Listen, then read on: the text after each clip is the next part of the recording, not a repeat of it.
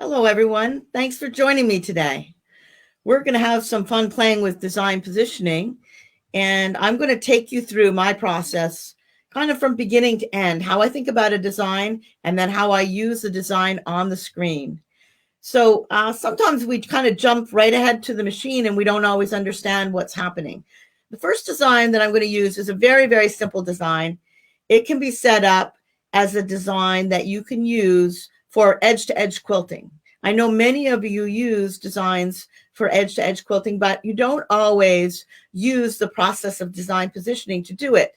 There's a lot of complicated ways out there to do it, but there is much easier ways if you're using Husqvarna Viking with design positioning. So if you have a Topaz 40, a Topaz 50, you have basic design positioning, and almost everything that you're going to see today you can do with design positioning with your machine. For those of you that have the rubies, the diamonds, and all of the other machines, you have the full version of design positioning, which means not only can you move the designs up and down and side to side, but you can also rotate them. And at the last 10 minutes of the show, I want to show you how to do that. But I kind of want to keep it simple so that for those of you that are brand new to design positioning, you can get a feel for how it works and not make it too complicated. That's why we're starting with an edge-to-edge design.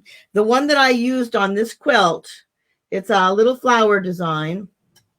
This design is not in the library yet, but it will be at some point.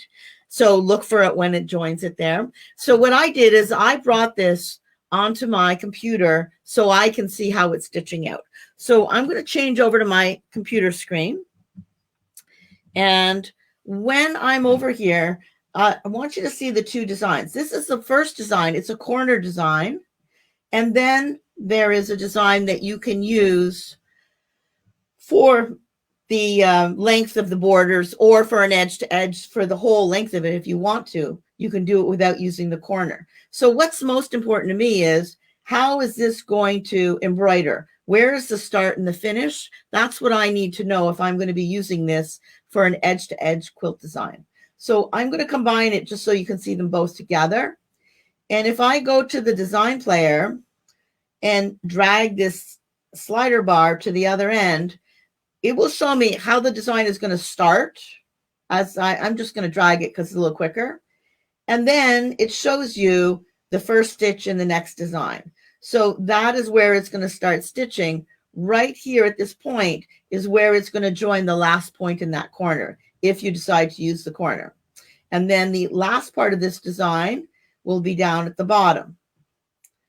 So I'm going to cancel out of that, and I'm going to ungroup them, because what we're doing here, I'll zoom in so you can see it, is we want, when we're doing an edge-to-edge design, we want to be able to place one stitch right next to the other. I usually will overlap it a tiny bit just so that I know it's connected.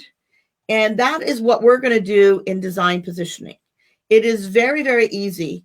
There are a lot of different ways of doing edge-to-edge quilting. But when you're doing this kind of thing and you're using design positioning, I think that's the best way out there. What you can do is zoom in to an exact stitch, and only takes a second to do that. And that is the thing that makes our design positioning different from a lot of other features that are out there in other machines, because most machines, they cannot zoom into that kind of, in that close of a stitch. If it is a zigzag, I will be able to see one side of the zigzag and the other. So after we finish this, I'm going to show you how I made a belt, and I'm going to show you that process. I have 2 or 3 different projects that I'm going to bring you through the process of it, but I thought we would start simple. So right now I have this design in my hoop. Let me get my hoop here. And I'm going to pretend that I've stitched the first corner here. I'm going to pretend that this is going to be an edge-to-edge design where I'm going to just kind of keep going with it. So I'm not using the endless hoop. The endless hoop only works when you're doing a border. When I worked on the quilt and I did the border on the double wedding ring quilt, I used the endless hoop, this one right here. All right. And then I just open it up, put my hoop in, and then kept going along the border. But if you're doing a quilt and you're doing the whole quilt with the same design, like the quilt on the back there, that is an edge-to-edge quilt design. And I went from the left to the right and then from the right to the left and kept going backwards. And I use design positioning to do that kind of thing anytime I'm doing an edge-to-edge quilt. All right. So what I'm going to do is I've already got this design loaded on my machine. I'm going to switch over there and I'm going to put my hoop on, and we're going to get right to using design positioning. All right. So right now I want to go to the machine screen and I'm going to head over there. I accidentally knocked my fabric out of the hoop, so I'll have to get it back in.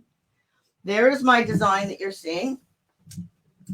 I have a lot of actually samples to show you that I don't think you've seen before. So hopefully you'll enjoy it. Hold on, I'm just getting my fabric here. It clicked it out. Apparently I didn't tighten it up. That never happens to anybody, does it? Wait a second. All right, now. So there is my design that I have in my hoop. I'm just going to tighten it up a little bit.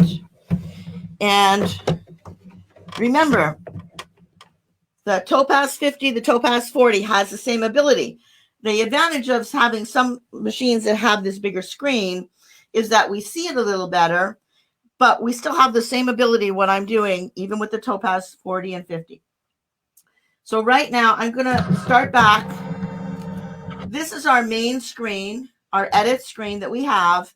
I have my design. I'm not really worrying about where that design is. It can be anywhere because I'm going to use design positioning to do it. But you can only get to design positioning when you're in the embroidery stitch out screen. So right here on the edit screen, you're not going to see design positioning. And I'm going to touch go. Now, when I'm quilting a quilt, I usually do turn the jump stitch command off. And I'm going to continue. And then it says, put my hoop on. And so now I am ready to go to design positioning. You notice the red crosshair. The red crosshair is the first stitch. And that is important as I'm going because I know that that is going to where the design starts and that's where I want to line it up. So when I head over here to my hoop, whoops, sorry, wrong one. To my hoop, my design, my first stitch is right here, but my design's over here. So if I want to move it, that is when I'm going to open up design positioning. So I'm going to come back to my machine screen. Design positioning is this little flower that you see in the very bottom of the screen. And when I touch and open it, you're going to know that that's where you are because up above, it tells me I'm in design positioning. Now, I do want to mention, if anybody has any questions as we're going, I will try and answer them. Meredith is going to, and Thomas are going to type them in there for me. Somebody asked a question about, can you use a magnetic hoop? Yes, you can. And actually, I have something set up with the magnetic hoop. And I try to use a little bit of everything to explain to you when I would want to use it and not. When you're doing edge-to-edge quilting, a magnetic hoop is the perfect option. You're really going to be able to do it quickly to keep moving the design. And it's even really easier because you really just know that the first stitch is where the needle is. So you're just going to put the last stitch, move the fabric to where the needle is, and then you're set and ready to go. All right, so I'm going to go, and I want you to look at the bottom left-hand corner of my screen. There's a 1, 2, 3, and 4. All right. When you see down over here, 1, 2, 3, 4, I'll just zoom in a little bit, maybe so you can see it. All right. This is the magic that happens. Now, right now, my red crosshair, that is where my needle is. That's where the first stitch is.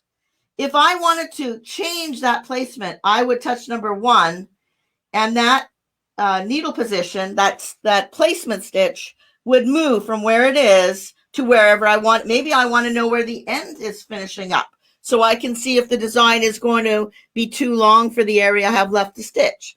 But I'm happy with that, so I'm going to leave it. which means I'm going to touch number 2.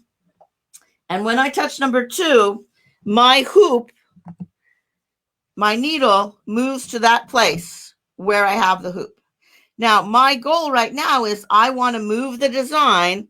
So on the screen where I have my machine, my design, I'm going to drag the design like this, and I'll get it close so you can kind of see. I'm going to move the design like that. And you can see at the top corner, you can see I've got a little machine screen there. So when I drag it to where I want it to be, I can get it close. Usually what I want to do is use the crosshairs, the down at the circle at the bottom, there's arrows. So when I get it very close, I'll use these arrows to get it exactly where I want it to be. I need to move it forward a little bit. And then I'll put my needle down in the fabric so that I can test to see how accurate that is. So let me zoom in a little bit so you can kind of see. So my needle needs to go right in that stitch. And when I know that it's right, okay, I'll lift it up here, then I am ready to get out of design positioning. So back on my screen, I'm in design positioning. I need to get out of there so I can go back to my embroidery edit screen. When I touch the check mark, my needle doesn't move because that is where the first stitch is. And then I am set on my hoop. Let me zoom out a little bit so you can kind of see a little bit of a difference here. You could, if you're a real quilter wanting to be sure the back looks nice, you could bring up the bobbin thread if you think it's longer. I usually just let it do its, pull the tail down and cut that afterwards when it's finished doing the tie off. And all I'm going to do is press the start button, and that design starts right like this. It says cut my thread, and I can just keep going. Now I'm not going to keep stitching because I don't want to take the time for you to be watching that stitch out, but it is that easy to do an edge to edge design. The major thing is, how do you know where, when you go to rehoop it to do the next line? So when I'm making a design like this, this is a design that I did just this morning. I did this one first. This is one of the Moroccan tile designs. It's got 2 different stitches. It's got like a background echo quilting, and then I used a silver thread for the top. And then when I did the second one, I did it differently. So I wanted you to see what it looked like. In the bottom one, I skipped the echo quilting, and all I did was the silver outline, but I did it in a darker color so you could kind of see it. So somebody asked a question, can I use number 1 to just make sure my design is in the center?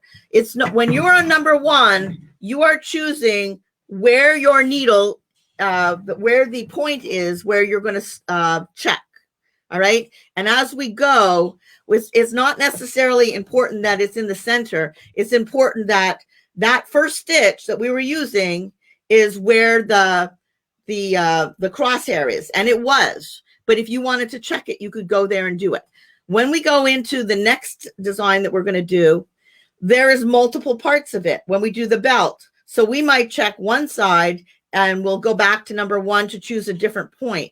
And I think it becomes more clear as we start to do that. There was a question about, is this same design positioning as the designer diamond? Exactly the same. Whether you've got a ruby or a diamond or an epic, they're all a sapphire 85Q. The logic behind it is exactly the same. Now, here is my biggest challenge, because I see a lot of people out there who never go into design positioning, and then they've got an emergency, and all of a sudden they're using design positioning, and it's like, oh my gosh, I don't know what I'm doing. This is something I use every day. The way that I make such nice projects is because I use design positioning every day. So I started with something like this, something easy, right? Where I was going to repeat the same thing many, many times. And then I moved to a little more complicated design.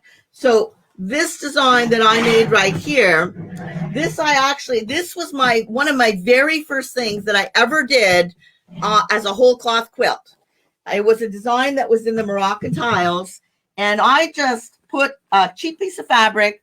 I put some batting and some backing in there, and I practiced. All right. When you are doing this design, what you're seeing in the hoop here, this little one design, this is 1/4 of the design, and they're meant to kind of be next to each other and mirror image, so that as you're going, you're going to mirror image it and do the next one down here. And then you will take this one, mirror image it the other way, and keep going. And you can build a hole in the hoop, a whole cloth quilt with doing this. All right. So somebody asked the question. What I mean is I can't see where the placement crosshair is. I can use the hand icon, and then I can't figure out how to get back to the design. Well, let's wait for that, because I think as we go, it'll be a little more clear. And as we get toward the end, I'll ask you again to see. So this is a design. You can see that I just used the fabric. This was my practice sheet. And I really recommend something like this. If you haven't done a lot with design positioning, is just get yourself a design that you think that's pretty easy, and take a piece of fabric and just do it again and again and again, so that you get really comfortable with how design positioning works. This was my first time I ever did it, and I learned so much from this. And I was just overjoyed and excited by doing it. So then the next thing I did, every one of these designs that in the Moroccan Tiles also has an embroidery design. So this is the embroidery design that matches this quilt design. And I think if you look at it, you'll kind of see the similarities. All right. You notice the flower in the center of the pillow? Well, there is your flower right along this edge here. That is forming the flower for there. So that's kind of fun. So I always kind of look at it from a perspective of start simple, use it all the time, and then build your skills as you're going and get into more difficult things. After I did this one, then I did the one on the back wall there. That has 36 blocks, and it's done on a black cotton velveteen, just like this one is. And I did exactly the same process. I looked at the design in the software in my computer and saw how it was laid out, how things join. And then I did a practice one. So this one I did 4 blocks. Yes, you can. Somebody asked, can you do corner designs using this method? So let me get rid of these 2 things. All right. And I'll get rid of this. Now, over in our machine, I'll show you how you can find some of these designs. You can find them in your computer. A lot of these are in the library. And that you can also, if you're on some of our newest machines, you can actually look at the library right inside. So let me just switch over for a moment, and I'm going to go and show you how you can kind of recognize these designs, because many of you may not know how to recognize what a design looks like. So I'm just going to go to my computer screen here for a second, and I'm going to go to the library. See, I thought I pulled it up, but maybe I didn't. Let me just put this down here. I'm going to go to my Sonnet library, and I'm going to type in, let me go here. I'm going to type in Moroccan Tiles, because this is a really great way to get to lots of designs really quickly. So all of these designs that you're seeing here, this one right here is the one from that big wall hanging on the wall. And it is 1/4 of a block. And when you put them together, you will see how they're all put together. This design here, I've seen this done on a pillow. It's a chain stitch. And Patty Bueller did this on a pillow, and it was absolutely stunning.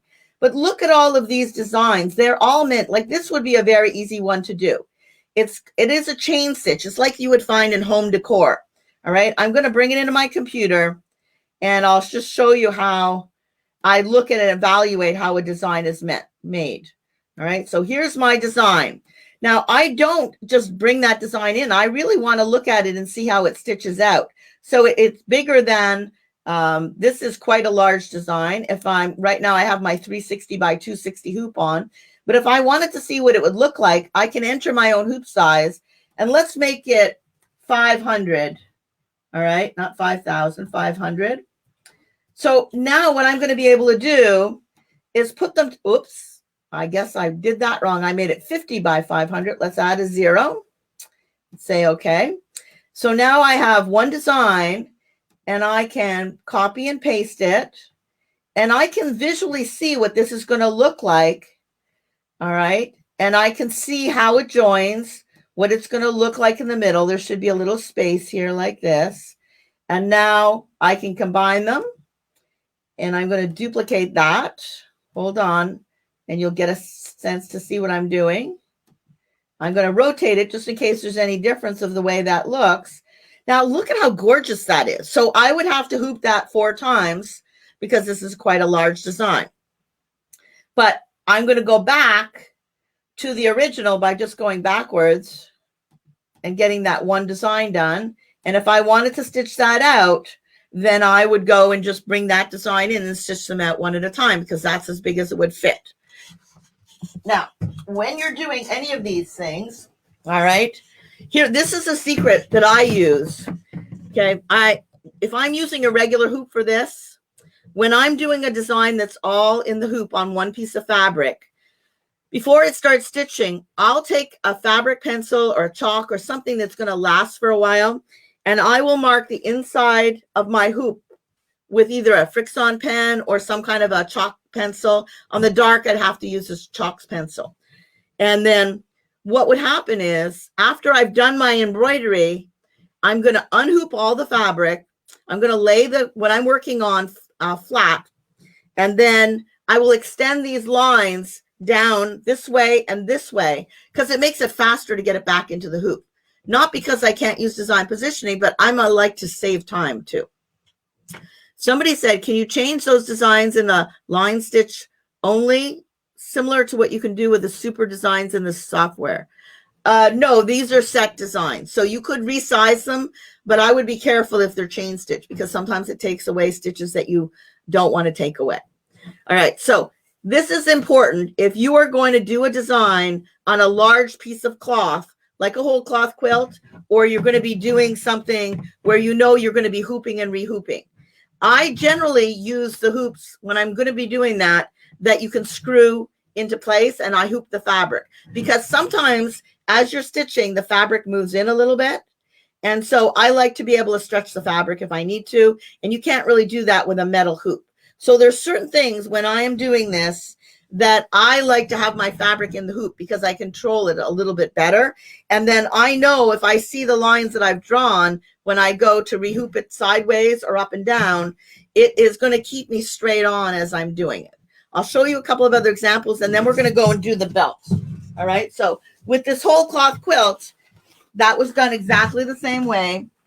These are all designs that were done in using design positioning, and I started in the center and then kept doing all of them. This is another design that's really easy and fun to do, and I recommend doing this one because the design's only like 3,000 stitches. So you can do one, you can move the hoop and do another one, move the hoop and do another one. Within an hour and a half, you've done it 4 times. So everything's clicking about how design positioning is worked. So what I'm going to do next is I've done this belt. All right. So I did this with an endless hoop. And when I did this belt, the design is just a very repetitive belt. If you wanted to find these in the library, look at ribbons and straps and you will see them. Somebody asked if I'm not using the clips for the larger hoops. I personally do not use the clips unless I am doing an extraordinarily dense design. If you have a machine that has design positioning, you generally don't need them. Not design positioning, sorry, the deluxe stitch system. So the Topaz 40 and 50 does not have the deluxe stitch system. But if you have a machine that has the deluxe stitch system, it'll say deluxe or royale. And then all of the newer embroidery machines have the deluxe stitch system.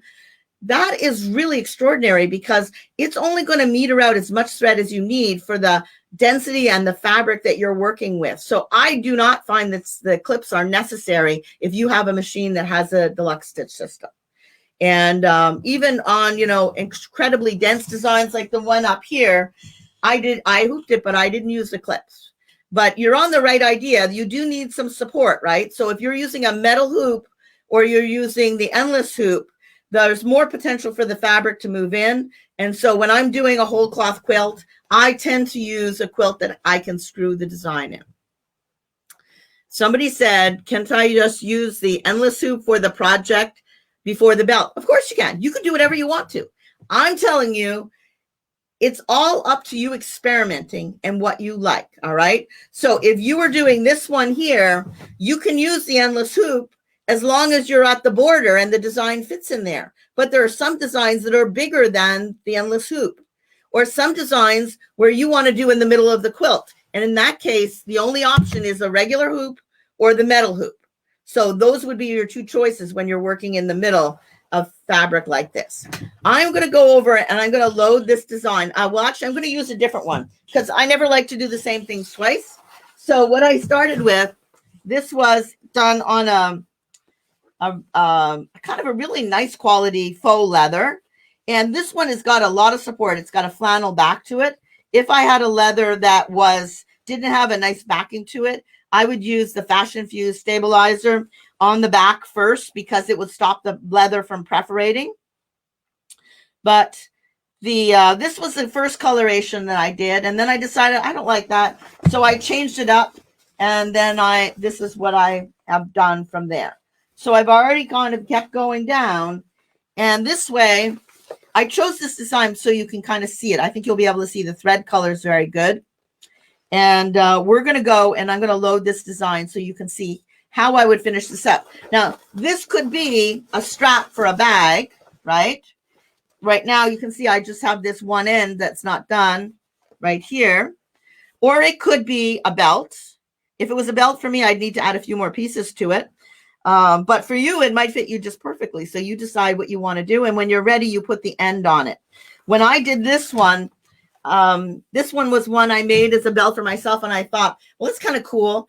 But I really decided I'm not a belt kind of person. And over the years, that's only gotten worse. So my daughter said that this could be a great camera strap. And I was telling the story to somebody who was, yes, you can use real leather. Somebody asked a question about that. When I was doing this, I was in a store and somebody they were thinking about buying a designer Epic 2.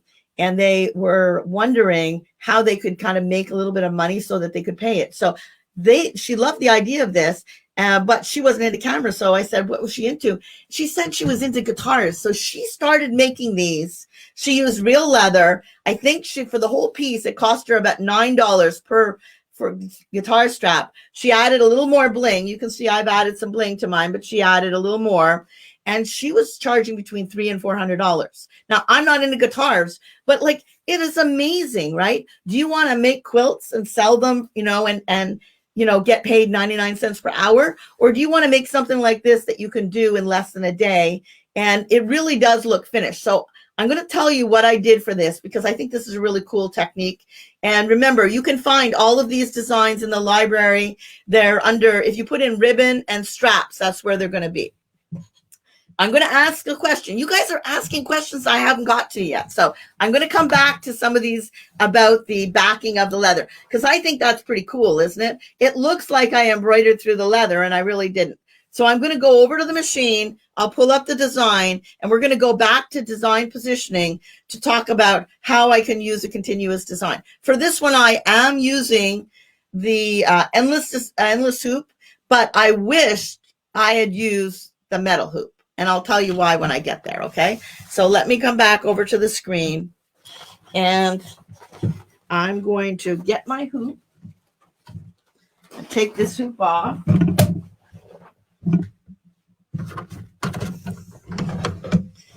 And whoops, I think I'll lift this up here. All right, so I'm going to just delete that design. I'm going to go back to my embroidery stitch out. And I'm going to get rid of that design that I have there by touching delete. Now, I could go up to the library right from my Designer Epic 2. If I wanted to look for those Moroccan tiles, the library I can access right from my machine. I don't have to go to the computer to do it. On some of the machines, like the original Epic and some other machines, you have to do it from your computer. But look at all of these beautiful designs that are in here. Let me show you this one before I get sidetracked. I know I'm getting sidetracked, but I do think this is pretty cool. Where did it go to? This one here. All right. That's a design that I actually did. I've got it in there twice on this piece of fabric. So look at this. You see this? That's big and continuous. You can see how beautiful that is. Let me see if I can pull it over here so you can see it a little bit farther back. Look at how gorgeous that is. I've got 2 more designs to do, but this is on one piece of fabric. And it is just amazing how we can do this. And it's all because of design positioning. All right, let me get rid of that.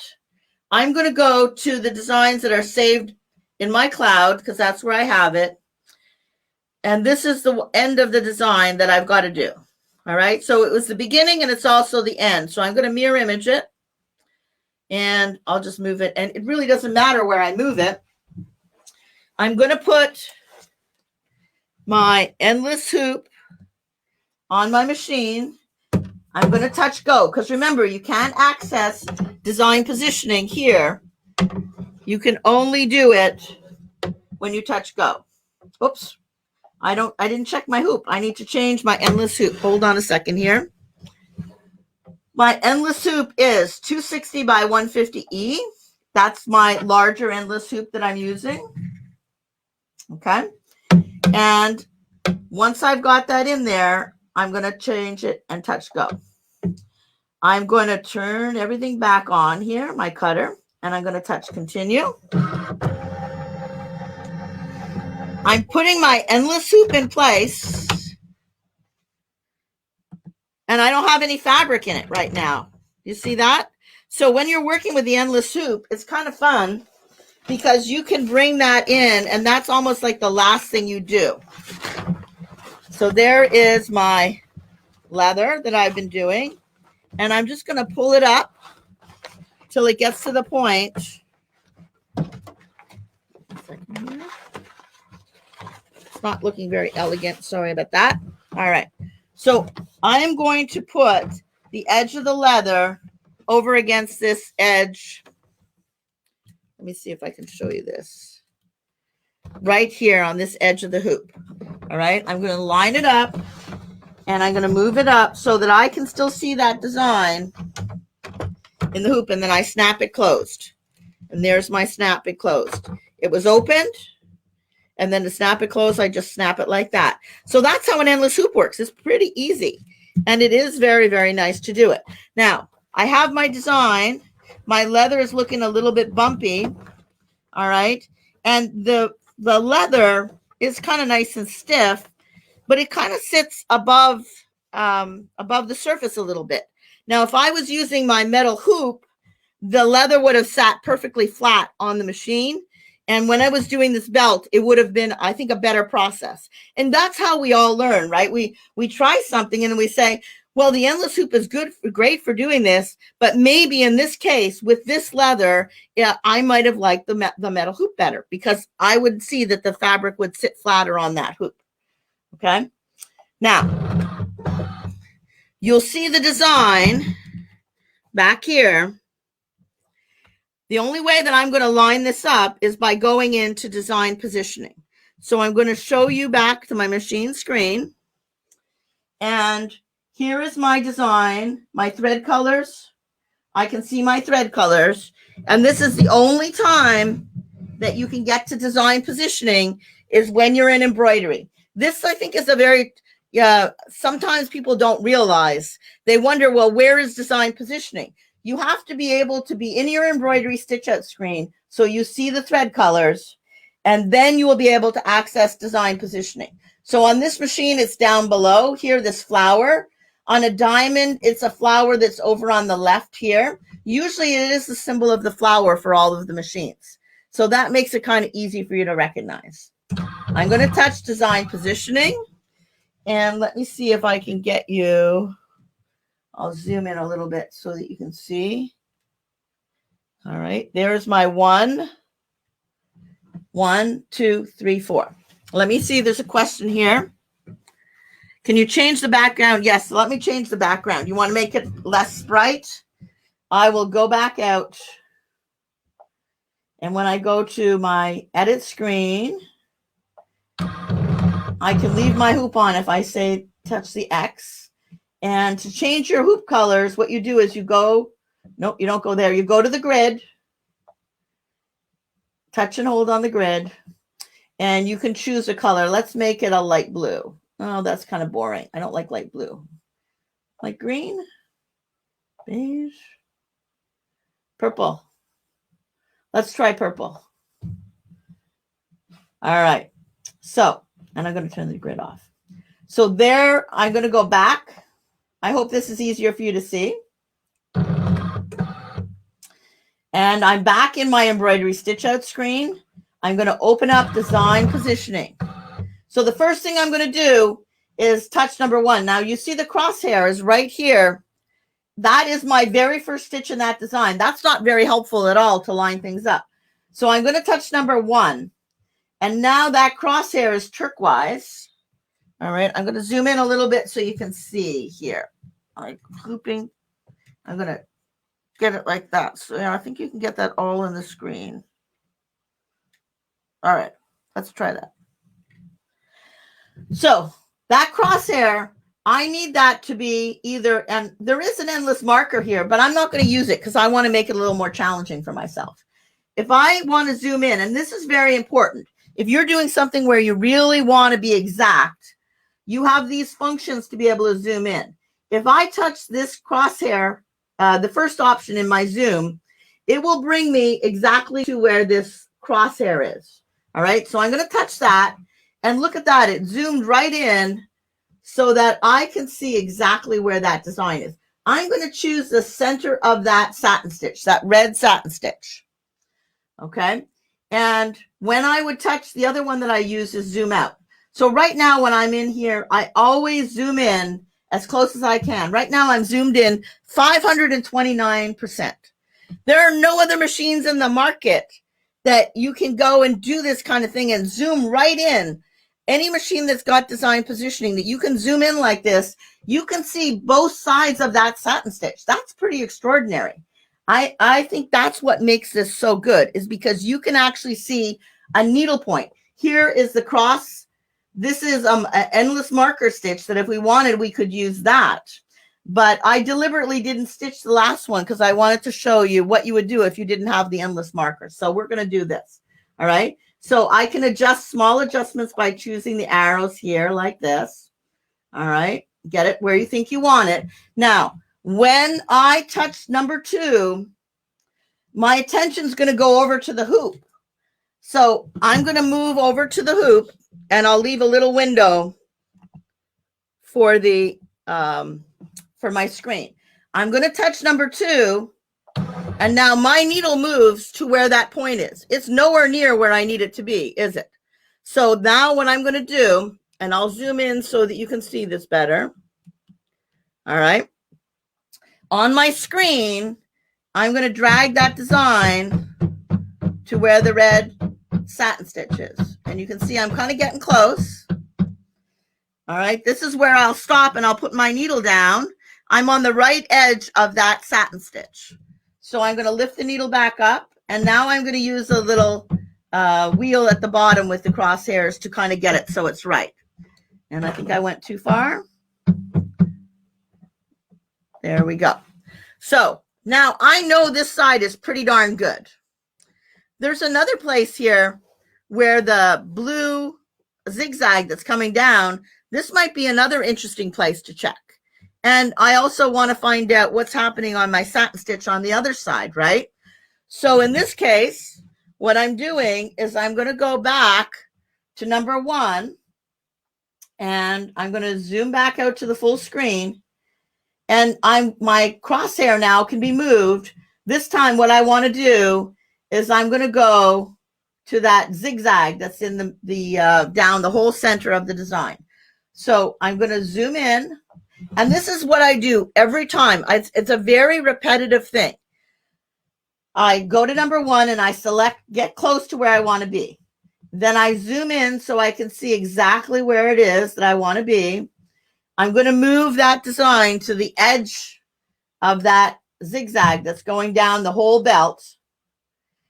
Now I'm going to come back out to the full screen so I can kind of see where that is. It's time to touch number 2 now. So when I touch number 2, that's time to go to my hoop. And now my needle has moved to where that point that I selected is. And if I put the needle down, I can see it is exactly where it needs to be, right in that top of that satin stitch, right? Let me move it up, get it up out of the way here. So when the needle comes down, it's coming down exactly where it needs to be. So I'm pretty sure the design's lined up, but what happened if I hoop the fabric crooked, right? I should probably check over here too. So then what I'm going to do is I'm going to, on my screen, go back to number 1. I'm going to move that point over to the red satin stitch on the other side.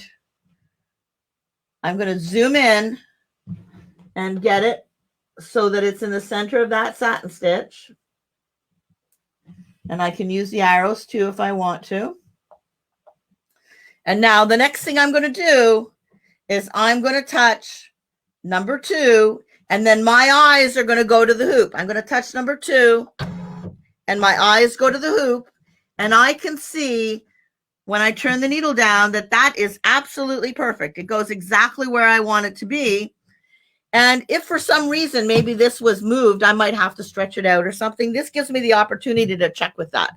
So I'm going to come back to the screen and let's see about the questions, if there's any questions here. All right. So somebody asked a question about how do you handle the weight of a quilt when you're embroidering? I work with the designer Epic too. I've done a queen size quilt with a designer diamond, and I've done larger quilts with the designer Epic and Epic 2 also.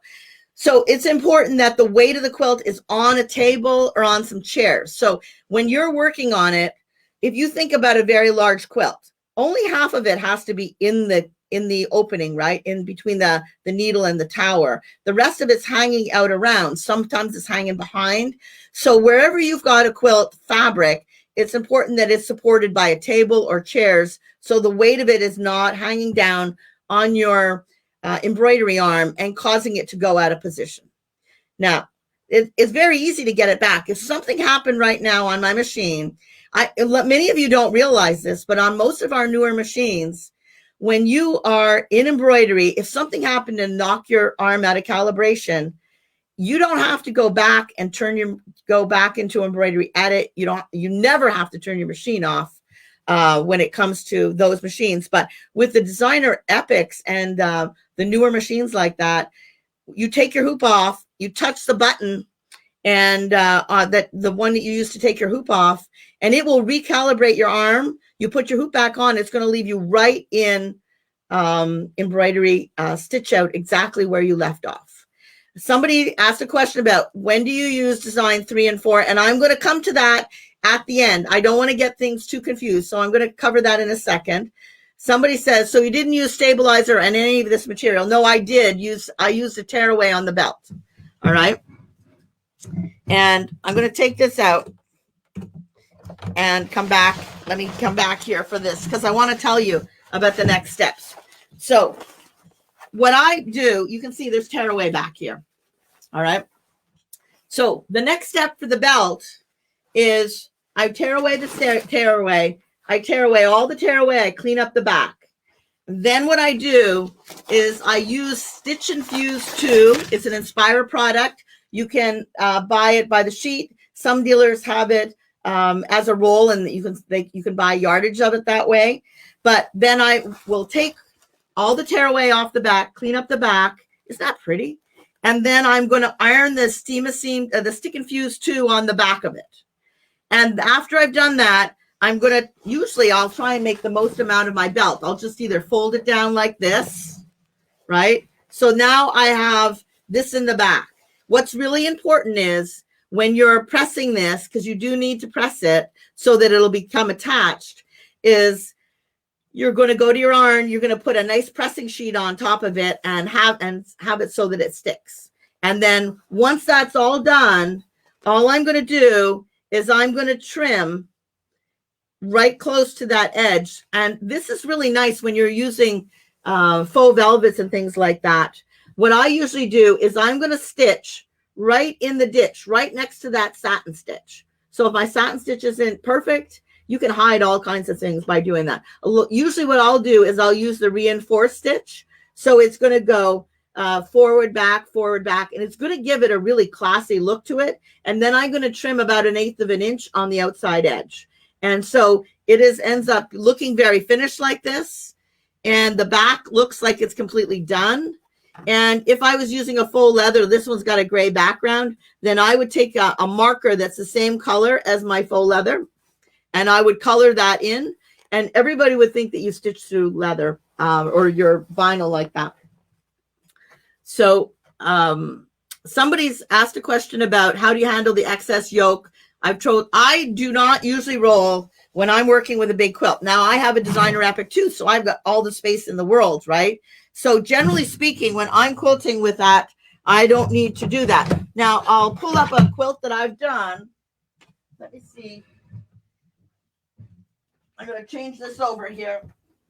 All right. So let me come back out here. I'm going to change over to my hoop. All right. And go back. I'm going to put the biggest hoop on. But I want to show you this quilt. All right. This is a quilt that I quilted. I embroidered it. Wait for me to get it settled here. All right. This is 95 inches. I promise you, you'll see a little bit of a bigger screen in a second here. All right. So if you have this larger area, I'm going to bring it back out here so you can see. Whoops. Other way. All right. So there. This is 95 inches. So that's a very large queen size quilt. I didn't roll it. I didn't do anything. And you can see how everything's done. Now this design, I quilted this in embroidery, this green border, that's a quilt design. And I went all the way around the corners and I did all of it. But here's an exactly the kind of thing that you think about, right? So if you have, let me just pull this up. Sorry about my arm here. Okay. So in this case, when I was doing this quilt design, what I was thinking about is, where is this flower design? How close is it coming to the border? So I used design positioning. When I went to number 1, I moved that point to this point in the flower. And then when I touched number 2, it showed me where that was, how close it was to the border. All right. And then as you see, as I'm going along here, this one here, you can see how close it is, right? So you can really be very exact by using design positioning. But don't start like this. Start with something smaller. All right. I've got one more thing. There was some questions about what do you do with 3 and 4. So I wanted to show you how that works. All right. And here's a couple of easy ways that you would use 3 and 4. Now there is a hoop. I'm going to go and get a design. All right. I'm going to get rid of the design that I have there. And let me go back to my computer screen so you can see. I have nothing on the screen. I'm going to go and get my name. All right. I'm going to choose, let's keep it simple. Karen, K, and then I'll make small letters. All right. So there is Karen. I'm going to move it down because I don't know where I want it exactly. And then I have this butterfly where I want to attach this butterfly, the little antenna. So I save that design. Let me see if I can go and find it. It's called antenna. I should be able to put my hands on it. There it is. Oh, look at that. I even saved a name with it. So let's use that name instead. All right. So first on here, I have a line where I want to put that name. This could be a pocket. This could be anything, but I deliberately drew that line crooked. And then I have the antenna for the butterfly. So I'm going to press go, touch continue. Now remember, the topaz 40 and 50 do not have 3 and 4. So you have no, oh, sorry, I got to change my hoop. I didn't pay attention. I get so excited by what I'm doing. Okay, so this hoop I have on is 260 by 260. It's a 10-inch by 10-inch square. And now I'm going to continue, and I'm going to put my hoop on. So I've got my hoop on in place. Right now, I want to go to design positioning. Now, do you notice how that crosshair is right there? That is the first stitch in that antenna. So if I wanted to stitch this in place, where my needle is right now, that is where that crosshair is. So if that's where I wanted the butterfly to be, well, then I could just start stitching it, right? But I don't want it there. I want it to be farther away. As a matter of fact, I want it to be up at this black dot that I drew. You see there's a black dot there? I think you can see it right there. So I'm going to go back to my screen. I'm going to open up design positioning, and I want to move this design, put the butterfly there. So I'm going to touch, I already know that that's the point that's important. So I'm just going to touch number 2. And now when I go to my hoop, I'm going to drag that design. Wait a second so you can see that other little window. I'm going to drag that up there. All right. And if I need to, I can just fine tune it by doing it like this. And look at that. You see how exact I can get that? And now I know that that design is positioned so that if I want it right here, I'll go and I'll stitch it out, and it will stitch the butterfly in place for me. And then I will have it all attached with the antennae. Now, if I wanted to go and do the flower, the name, that's a different thing entirely, right? Because the name is straight and I want it on a crooked line. So I'm going to go to number 1. If I just wanted to do this and move the design up or down, I would be using number 1, but that's not what I want. Well, maybe it is to start with, but at some point I need to rotate that line. That's when I'm going to use 3 and 4. So right now, remember, zoom in, and you should, if you don't, make a record of this. After you choose number 1 and you choose your point, make a point of zooming in. Now I'm going to touch number 2, and that's where that area of the lower letter K is going to be. I want it to be on the line. So I'm going to go and drag that design, right? And I can go back to full screen so I can see it better. And you can see when I'm dragging it, sometimes it feels like I'm dragging it too far. So that's when I go and use the little arrows that are on that circle so I can move it a little more gently. Look at that, right on the line, right? Well, now what am I going to do? Because I need the N to be on that line too, and the line's at an angle. So this is where I use 3 and 4. So I'm going to touch number 3, and it gives me a second point, right? That turquoise. I'm going to bring it over here and put it under the N. So let's zoom in so we can see if that's exactly right. Perfect. And now I'll zoom back out because I like to see the whole screen. And now I have to touch number 4 for it to rotate. Right now, all I've done is selected it, and it's turquoise. When I touch number 4, it will turn that point. And now when you look at my hoop, that point is right here below the line. So on my screen, I'm going to drag it up. So the K didn't move. When you look at my screen, you'll notice that's a pivot point. That first point stayed locked. Now the N is moving, but the point where the letter K was, that's not moving at all. So it's just pivoting the design so that when I look on the hoop, all right, I can see, got to go up a little bit. Nope, wrong way. So there is a little bit of experimenting with this kind of stuff. And when you do it, you can kind of stop more often. I went above it, so I'll go back like this. All right, and now it's getting closer. And this is how you learn how to use design positioning. Look at that. Perfect, on the line. So that's exactly where I want to be. So then I'm going to say, it's exactly where I want to be. I'm going to touch the check mark. And now I can go and stitch the name out. Let's go down to the name, and you'll see that the needle is exactly on that line. All right, and I'm going to be ready to stitch it out. So we're probably just about out of time. Let's see if I can answer any questions here. Sometimes, somebody asked about the whole quilt. I'll hold the quilt up in a second. Sometimes in design positioning, the design turns, making the hoop too small for the design.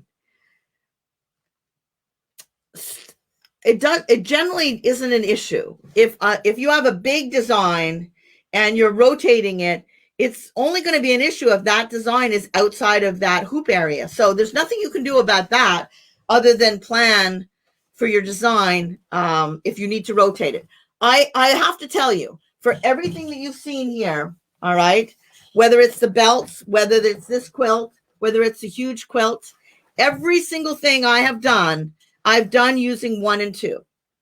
And I think sometimes by incorporating the rotating and all of that, you get more mixed up, and it's sometimes harder to learn it. So I would encourage you to try and just, in the beginning, when you're getting started, if you take your design, if you know that you're hooping, you're going to do a larger hoop, right? A larger fabric, is mark your inside line of your hoop this way and this way, and then use 1 and 2 to move your design forward, up and down, and sideways.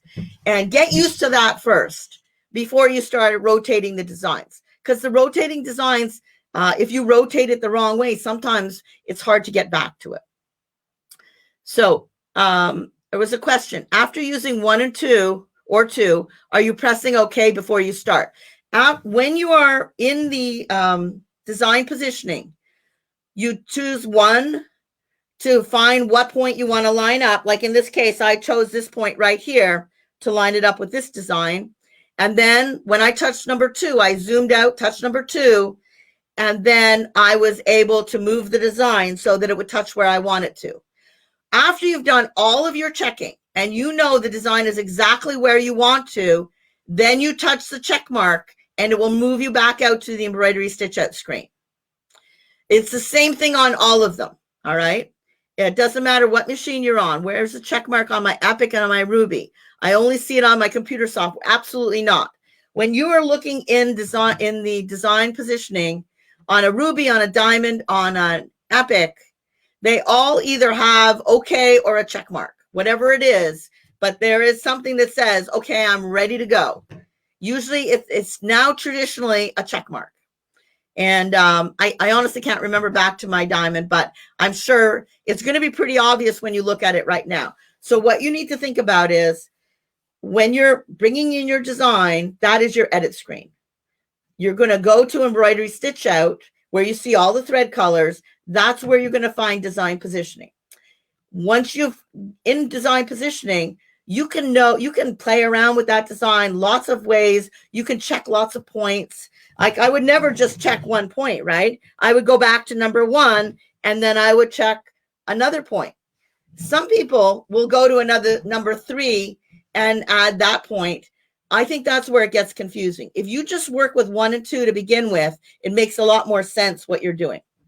So if I go back to number 1 and I move the point to here, then I can say, oh, that looks good. Or maybe I need to move the design down, or maybe my fabric isn't straight in the hoop. Well, it's just as easy to tighten the fabric in the hoop or give a little pull, right, than it is to rotate the design.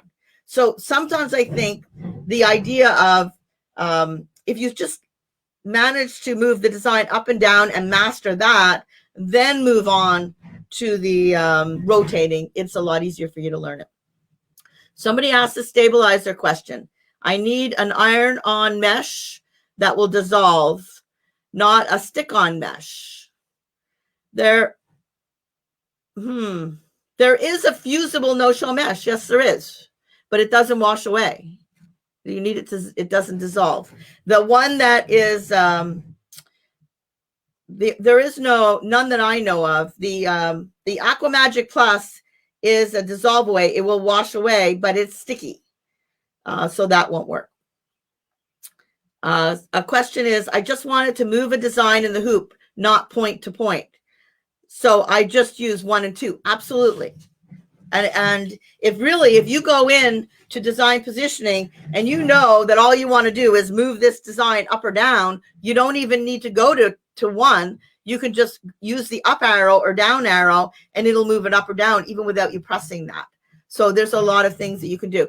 Now, I know for some of you, this is brand new, and others, you're expert at it. I know that I learned by starting with simple things and building into more complicated things. So if you want to make something like this, start with something simple. Start with the end-to-end quilt designs or some other things that make it a little bit easier to learn the process, and then build on your skills by making designs more complicated. What is, somebody asked the question, what is the light color design above the stitch sample? Which stitch sample? I'm not sure what we're looking at. If you could give me more information, then that'll help. I know we're just about out of time, but I do want to come back just to talk about the library for one more second, all right? Because I want you to recognize when you are looking at some of these designs, you may have your own designs, but in the library, there are hundreds and hundreds and hundreds of designs that you will find, all right? So go in and explore some of these. If you type in Moroccan Tiles, it tends to bring you all of them and a whole lot more. This is that pillow design that I did, that I stitched it on the black fabric, and that quilt design on the turquoise. But as you're looking at these designs, you'll see that there's parts and pieces too. So you can use them as corners. You can use them as a lot of different things. So I just really encourage you to wander around there. Just in this last week, we do now have the ability that if you don't have a Wi-Fi compatible machine, that you can go in and buy a design. So the ones that have more stitches, this design here has 67,000 stitches. So it is a little more expensive, but there's designs in there that are $2.99.